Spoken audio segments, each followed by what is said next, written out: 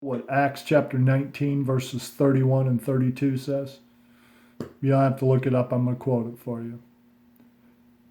This is Paul in Ephesus in the uproar that happened when Paul challenged the false worship of the goddess Diana. Verse 31 says, Then some of the officials of Asia, who were his friends, Paul's friends, sent to him pleading that he would not venture into the theater where the mob had gathered. Some therefore cried one thing, and some another. For the assembly was confused, and most of them did not know why they had come together. And just a few verses later, verse 34 says, But when they found out that Paul was a Jew, all with one voice cried out for about 2 hours, Great is Diana of the Ephesians. And you know why that strikes me as profound with the world we live in today? If you don't see the connection, let me make it for you. Brethren, I'm ashamed at how hostile people are towards other people's views when they don't know anything themselves. It is so obvious how many people are refusing to look at certain realities that don't even understand the issues and don't even know why they're picketing and rioting. You know, Rand Paul, the author of the Brianna Bill, is being challenged after the Republican convention to say her name. The people who are threatening him and challenging him do not even seem to realize that he's the author of the bill and therefore on their side. But because they don't know the issues, because they don't even know what's going on, they are challenging and threatening probably the most important congressman that's on their side on this issue, the author of the Brianna Bill. It's just amazing what's going on in this country. Could have a long debate about the appropriateness of some of the monuments that have been built in the past. But there are some monuments, that it's just hard to believe that are being attacked.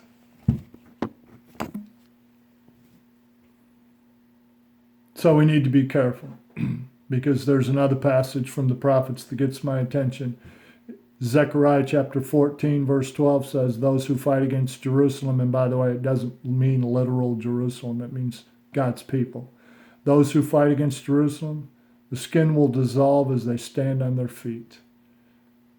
Their tongues will dissolve in the roof of their mouth, and their eyes will dissolve in their sockets. It's a picture of self-destruction. And that's what happens. There's a danger when we get too political. One of the things politics tends to do is bring us from God down to earth. When you read the book of Isaiah, you may not realize it, but there are actually 3 parties, political parties, in the book of Isaiah. There's the Assyrian party, there is the Egyptian party, and there is the nationalist party. Now, they're not called that. But if you read the book, you will see that there were certain people, like the king, Ahaz, who believed that Assyria, being the world power that everyone was scared of, if we just buy them off, we'll buy their goodwill. Well, guess what? That didn't work. All it did was give the wealth to Assyria, who came in and attacked Judah anyways. Then there was the more rebellious party who believed that if we joined and made Egypt an ally, between the two of us, we could stand up to Assyria. Well, guess what? That was doomed to failure as well. There was also the nationalist party. That was the one that Isaiah belonged to. You know what the nationalist party's platform was? Why don't we just stay faithful to the Lord and turn to Him for our protection? Sounds an awful lot like the world that we live in today. One of the things we have to be careful of is that politics involves compromise. And as Christians, there are some things we're not supposed to be compromising on. Here's a question that may seem disconnected, but does God hear a sinner's prayer? We know that he doesn't now. We can debate on what it means, a sinner's prayer, but we know that God doesn't hear a person who is not trying to follow him. He does not hear the prayers of the unrighteous in that sense. But with that being said, we need to remember just how important we are to the future of America. It's hard to believe sometimes when you look around at who we are and what we are as a church. I mean, it's hard to believe that we have as much influence in heaven as we have. But we just got done studying the book of Revelation. Let me remind you of Revelation 8. When he opened the seventh seal, there was silence in heaven for about a half hour. And I saw the seven angels who stand before God, and to them was given seven trumpets.